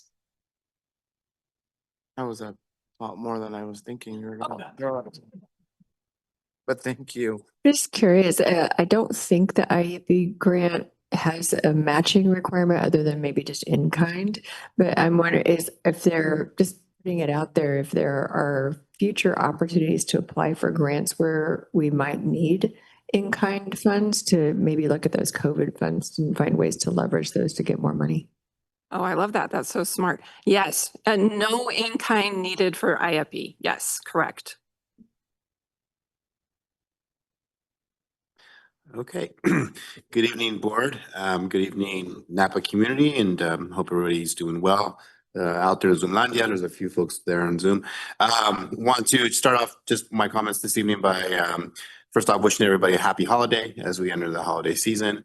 And also just acknowledge and thank the student affairs staff, my entire team for working extremely hard to truly doing the important work of trying to transform lives and doing all they can. And it's been many challenges, but really an honor to work alongside such committed colleagues. I want to just raise a couple of highlights for student affairs. I think one of the big highlights that we have in this last month is that we hosted the Basic Needs Summit here on our campus, statewide Basic Needs Summit, with over 350 attendees from up and down the state. These are all professionals in the community college system and some from our nonprofit partners as well that came to Napa Valley College to learn in community how to best serve our students with through basic needs. So very, very honored to show off Napa Valley College, to really let our programs shine, let our staff shine. And the comments that I got from colleagues, the comments that I got from students was they were very, very inspired by what we're doing here at Napa Valley College, very impressed. So I want to thank everybody who was involved in that. We also had about 60 plus students who supported that event, who participated in that event, but it would not be possible if it would not be a community effort. I often tell my staff it takes a community to support a community, to serve a community. So in my report, I list a group of individuals that I wanted to highlight and lift up for their tremendous work to really help us make the Basic Needs Summit a hit. So hopefully we're able to we raise the bar high, hopefully, Dr. Powell, for folks who want to take this on next year. Couple of updates around River Trail Village. Want to welcome some new staff members over at River Trail Village. Ty Riley and Marcus Young. Ty Riley is our new director. Marcus Young is our assistant director. Both have hit the ground running, doing really, really important work, really helping us to continue to work through and to develop and establish a very vibrant community focused around making sure that we're attending to student need, attending to really student discipline issues and concerns that come up, and just trying to provide a safe and healthy environment for all students and community members. So they have really, really helped us to streamline our services, to connect to the college in a very meaningful, important way. So I want to thank them and their team. There's other members of the team too who've joined, but many to name. But specifically, I wanted to highlight Ty and Marcus. And just overall occupancy right now at River Trail Village is about 56%. So we are slowly trickling up in the right direction. So that is good to hear. And actually, between fall and spring, I'm not seeing too much of a shift or too many students moving on. There are students who are going home for the holiday, but we'll be back. So we continue to recruit and do a lot of important work in that space. Couple of save the dates for you. The Viva Mariachi Festival again, please put that onto your calendars. March 21st will be over at the Performing Arts Center. There'll be again 3 amazing groups that we'll be bringing to Napa Valley College. More to come on that. So hopefully you can participate in that activity. And our commencement ceremony. So I want to really highlight this one because this is shifting. Historically, we've done it on the Thursday, but we're shifting it to the Friday, May 15th. So please put that on your calendar. Obviously, that probably is already there, but just wanted to highlight that for the community as well. That will shift that to Friday, May 15th. So that concludes my report. I'd just like to add that Ty and Marcus, our newest members over in River Trail Village, are members of the greatest fraternity that will ever exist at Kappa Alpha Psi. Yo. I can't top that, so I would just refer you to my written report. Thank you. And good evening, board. In the land of human resources, I want to point out that in my report, you'll see in our demographics that over half of our staff are represented in the areas of African American, Hispanic, Latinx, Native American, and Asian Pacific Islander. This focus on diversifying faculty and staff is extremely important, not just to my department, but also to the district. And we'll continue our efforts as we move forward in the new calendar year and continually diversifying our faculty and staff. I want to point out some additional work that we're doing in the Office of Title IX and Civil Rights. We continue to work in providing structure and support to our parenting students. There has been numerous events in partnership with RTV, but our community of practice that we are working with through a grant program in our collaboration with RIPI and our financial aid and many others within student affairs is providing this wonderful opportunity for us to think about within the classroom, our support services and all around how we can improve our services to our parenting students. I want to take this time to just acknowledge all of our employees in human resources and Title IX from all of our efforts over the past year of recruitment, all of our efforts to provide benefit support and get us through open enrollment, our our temporary employment, our employee relations, all of the work that went into negotiations, and anything around that require legal support and processes and management to help support this college. I want to lift up all of our staff. We're a very small department that delivers service for the entire campus community. And as we are closing out this calendar year and this semester, our team is building up and getting things ready for the new calendar year. So with that, I wish you all a very happy holiday season and look forward to continuing this very important work in 2026. And that's the end of my report. In closing, I just want to wish everyone happy holidays, safe travels if you're going anywhere, and looking forward to seeing everyone in the new year.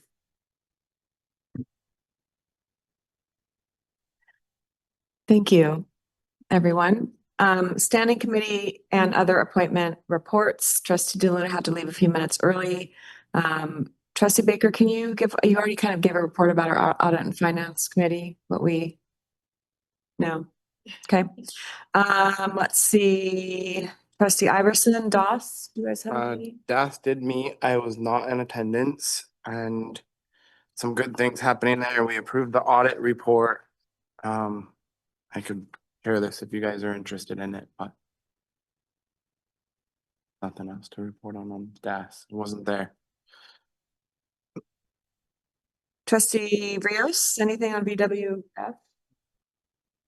Okay. Trustee Dodd, NVC Foundation. Talk about the party. There was a party. There was joy. There was merriment. There was delicious treats.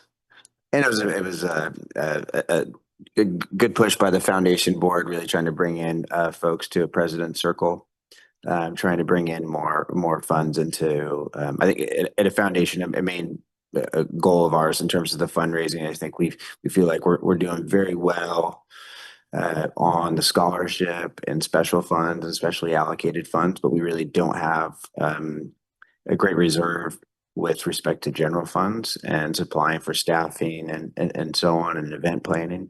So there's been a real focus by the board and which has really been initiated by staff to focus in that direction. So I think you're going to see certain initiatives over the next year directed towards that. But the kickoff was certainly, that was apparent at the kickoff. We're trying to bring people into the President's Club at a $1,000 level and offering, really insider's perspective and what's going on at the college and a lot of other fun activities. So I knew you had something to say. I always do. Are there requests for future agenda items? Okay. Trustee and board chair reports. Student trustee Dizon. ASNPC had a very successful angel tree. We had more than double the amount of angels that we had last year, and we were able to rally the community to get gifts for every single one of them, which is amazing to hear. And as we conclude the semester, this meeting marks the beginning of my winter break finally. And I'm happy to share that I'll be maintaining my 4.0 GPA this term. And thank you. Given that this has been my most academically demanding semester so far, I'm balancing 4 courses with 3 of them being in STEM. While staying involved in all of my other activities, this result is very especially rewarding this semester. My peers can definitely vouch for the fact that I quite literally jumped for joy when I saw my results because they reflected the work that I put in throughout the semester. And I can only hope that the same effort that it has translated into a similarly positive impact in everything that I do for the community, including my role as student trustee. Since our last meeting, I've since completed my college or rather transfer applications, and so that's a relief off my shoulders. And in doing my applications, it prompted a deep reflection of my time here so far. It was strange contextualizing most, if not all, of my experiences into a list of courses, grades, into what I hope are strong PIQs. And it made me reflect on how I've grown as a person who has come and gone in my life, and all of the experiences that I've been enriched with in my time here, which is not even 2 years yet. It was comforting to know that I had plenty of enough to draw from to answer my reflections and build what I feel is a strong application. Though doing the applications reminded me of what my driving factors are, what it means to be in this position as an advocate, and what it means to do something for the sake of others. Now, to put into words what I want to accomplish, and more importantly, why I want to do it, is a humbling experience that forces me to remind myself to remain genuine in the pursuit of it. I have but one more semester here, and I really look forward to it and to discovering the person I will be at the end of it. That concludes my report. Thank you very much. Trustee Baker. Well, I did go to the foundation party. That was lovely. I also was able to go to both the psych tech and nursing tech or nursing pinning. So it was it's always fun. I especially love the psych tech one and how they had people come up from the audience and family members come up and do the pinning. And I wish we could do that for every graduation, but of course that would make commencement last a week. So we can't do that. But it was really lovely.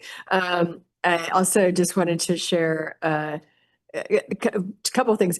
First off, I went to an event up in Calistoga last weekend with Music in the Vineyards, and one of our former student trustees, Kelsey, who I can't remember her last name, but Kelsey was there, and so I was excited. I was actually surprised I remembered who she was and remembered her name, so that was fun.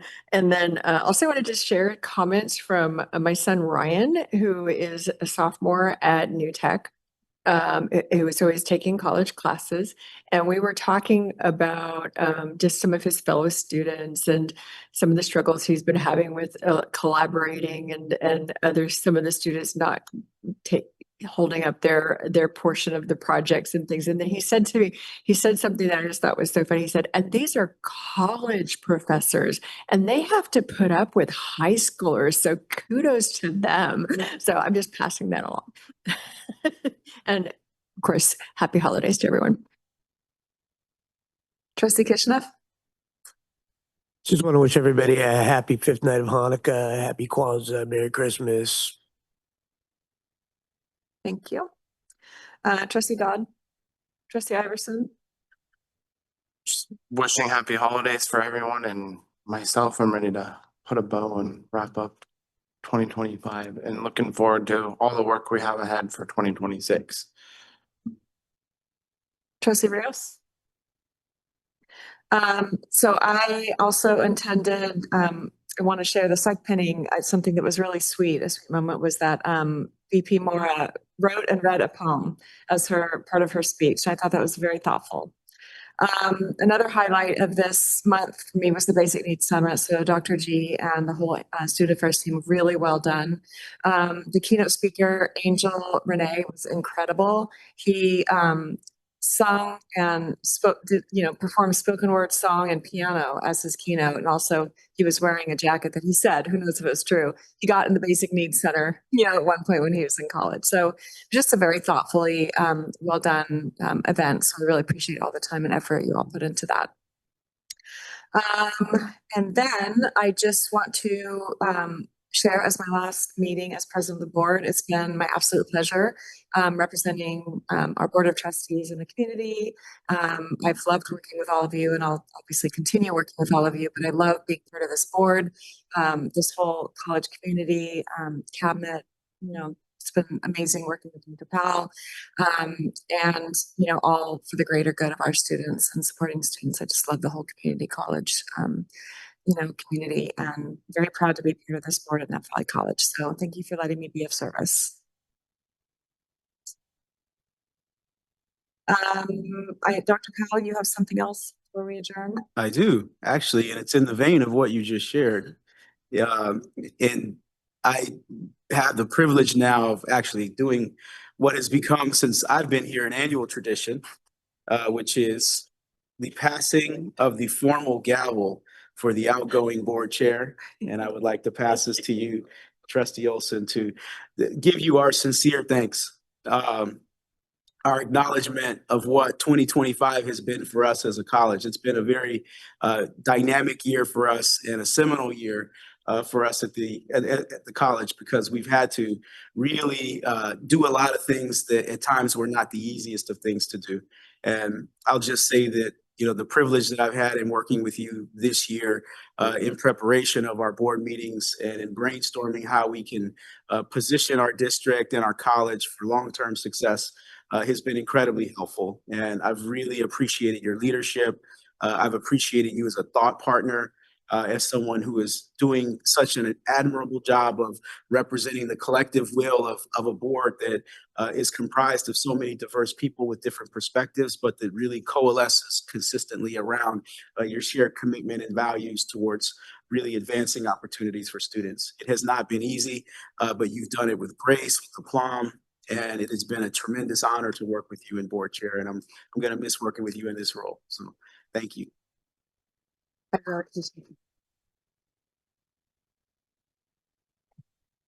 Thank you very much. I guess we are adjourned. Adjourned. This meeting is adjourned at 8:04. Sorry, Armando. I know I should. Here. It's so cute.